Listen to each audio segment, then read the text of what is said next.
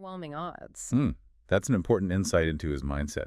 So what happened in the battle itself? Well, the video doesn't go into a ton of detail about his specific actions, but there are tales of his ferocity on the battlefield, his unwavering commitment to his comrades. He was still that fierce warrior, but now we're seeing hints of a strategic mind emerging, making difficult choices amidst the chaos. So he fought bravely, but his side ultimately lost. What impact did this defeat have on him? The loss was a turning point, for sure. It forced Takezo to confront the limits of loyalty in a world where alliances shifted and power was constantly in flux. He became a ronin, a masterless samurai, adrift in a changing Japan. It sounds like this was a period of profound transition for him, both personally and in terms of his place in the world. It was. And from the ashes of this defeat, a new identity emerges. This is where Takezo sheds his old name and adopts the name we know him by, Miyamoto Musashi. It's a symbolic rebirth, a conscious decision to forge a new path, unburdened by the past. Man, that's a powerful image. The birth of a legend from the ruins of defeat. So what does Musashi do with this newfound freedom, this new identity? He embarks on an intense period of self-improvement. And we're not just talking about physical training here. He dives deep into strategy, philosophy. He hones his very unique two-sword fighting style. He's refining his skills, but more importantly, he's developing a deeper understanding of himself and the nature of combat. Yeah, it sounds like he's really laying the foundation for the strategic brilliance he would become known for. But before we get there, let's talk about his early duels. Those are what really cemented his reputation. Right. You know, those early duels, they were more than just like displays of swordsmanship. They were almost like public demonstrations of his evolving philosophy. He wasn't just trying to win, he was testing his strategies, refining his understanding of combat as this like physical and psychological game. Yeah, I'm picturing those classic samurai movie scenes. Yeah. The tension building before the sword clash. So where do these legendary duels take place? Musashi deliberately sought out challenges in Kyoto, which was kind of like the cultural and martial arts capital of Japan at the time. He wanted to prove himself against the very best, and he set his sights on the Yoshioka school, a very prestigious and powerful clan of swordsmen. Okay, so this is where it gets really interesting. He didn't just challenge them to like a friendly sparring match or something. No, not exactly. His first duel was against Yoshioka Sajuro, the head of the school. And right from the start, Musashi used these unconventional tactics. He arrived late, deliberately provoking Sujiro, playing on the master swordsman's pride and anger. Whoa, that's a bold move. It sounds like psychological warfare as much as swordsmanship. Exactly.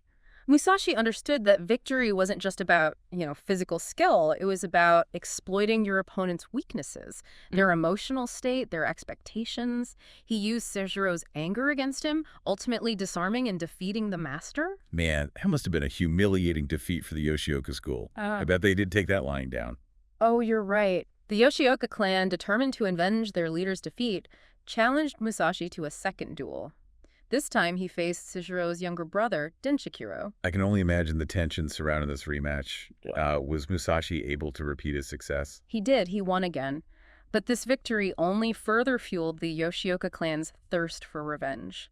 They issued a final challenge, but this time, it wasn't a one-on-one duel. Musashi would have to face the entire clan. Whoa, okay, now they're taking things to a whole new level. Facing dozens of skilled swordsmen at once sounds like kind of like a suicide mission. Yeah. How did Musashi respond? He accepted the challenge, but on his own terms. He chose the location and the time of the duel, selecting a secluded field shrouded in mist. This wasn't arrogance, it was strategy. He understood the importance of terrain, of using the environment to his advantage. So he wasn't just a skilled swordsman, he was like a military tactician. Exactly. Musashi arrived early, carefully studying the lay of the land, anticipating his opponent's movements. And when the Yoshioka clan arrived, they were met with a surprise. Musashi wasn't waiting in the open. He had concealed himself, using the mist and the terrain as cover.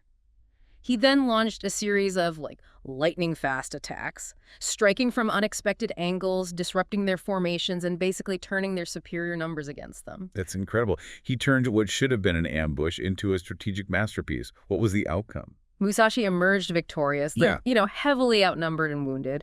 His victory against the entire Yoshioka clan cemented his reputation as, the most formidable swordsman in Japan. But what's even more fascinating is that these duels kind of marked a turning point in Musashi's own development. Oh, what do you mean? He was still in his 20s at the peak of his physical prowess, yet it seems like he started to distance himself from this endless cycle of challenge and combat.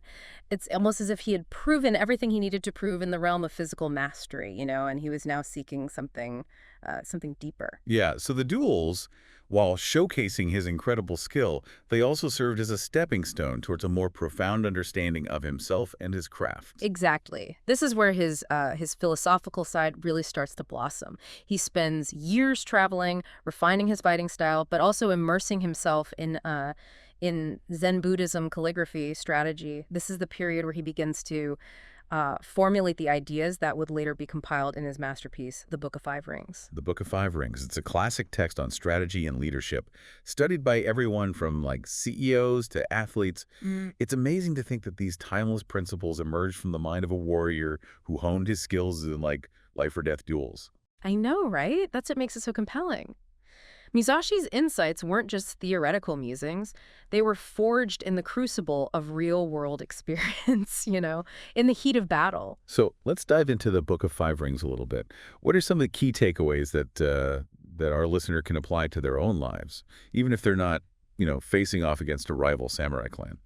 One of the most powerful and I think applicable concepts is the idea of knowing the rhythm. Musashi uses this term to describe an almost intuitive understanding of the flow of any situation. It's about being attuned to the subtle shifts, the changes in momentum, whether you're in a negotiation, a creative project, or even a personal relationship. So it's not just about reacting to what's happening, but Right. anticipating, sensing the energy, and adjusting your approach accordingly. Exactly. It's like being a surfer, reading the waves, feeling the subtle currents, and adjusting your stance to stay balanced and in control. Don't get locked into a rigid plan. Be adaptable. Flow with the changes around you. That's a great analogy. It makes this kind of abstract concept much more relatable. What other gems of wisdom does Musashi offer in the Book of Five Rings? Another crucial concept is this idea of empty mind.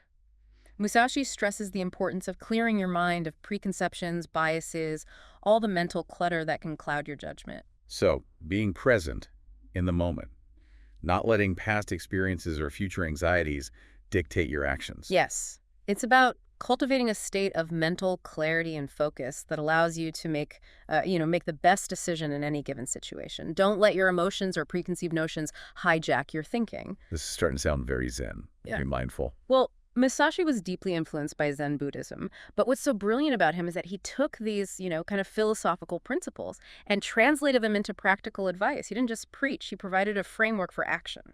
I love that. Okay, how do we actually use this wisdom? How do we make it relevant? And that's what makes the Book of Five Rings so timeless. It's not just some dusty old scroll filled with arcane rituals. It's a practical guide to navigating the complexities of life, to achieving a sense of mastery, not just in swordsmanship, but in, any endeavor. Okay, we've talked about knowing the rhythm and empty mind.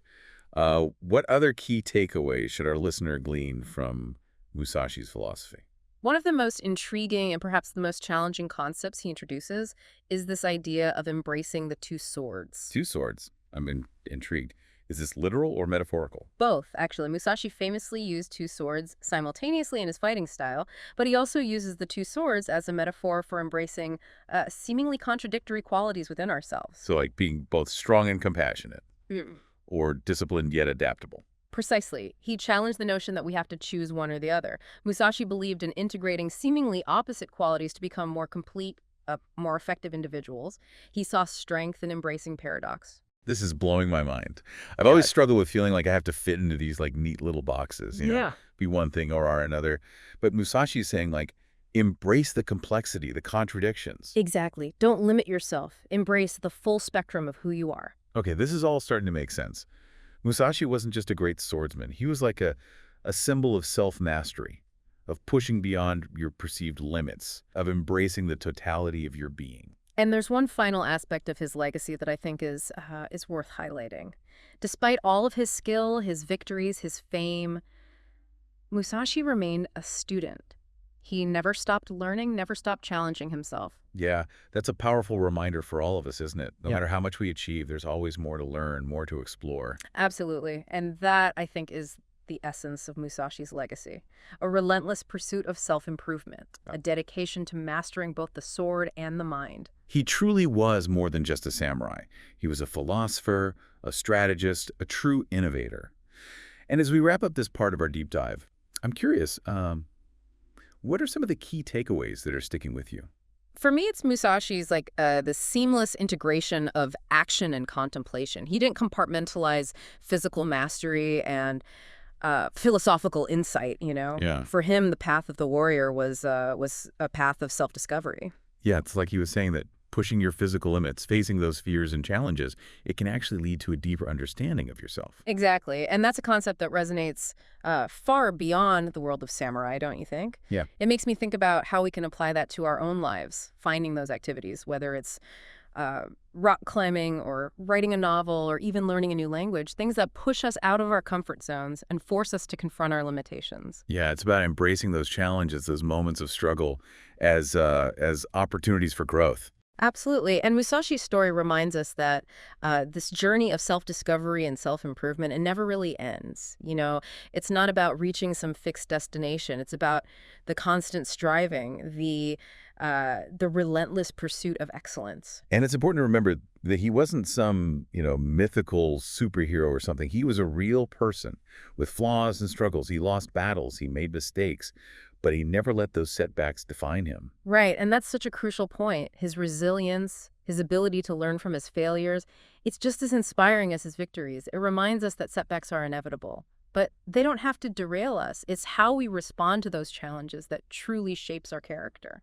So what does this all mean for our listener? What's the nugget of wisdom, the takeaway they can carry with them from this deep dive into Musashi's life and philosophy? Well, I think Musashi offers us this powerful framework for navigating the complexities of life, for achieving a sense of mastery, not just in a specific skill, but in how we approach the world, how we engage with challenges, and how we cultivate a mindset of continuous learning and growth. Yeah, it's about embracing adaptability, cultivating mental clarity, and approaching every experience as an opportunity to learn and refine ourselves. Exactly. And perhaps, just maybe, it's about learning to wield our own two swords, embracing those seemingly contradictory aspects of ourselves to become more well-rounded and effective individuals. That's a great way to sum it up. We've covered so much ground here, exploring Musashi's journey from a hot-headed youth to a master, swordsman, strategist, and philosopher.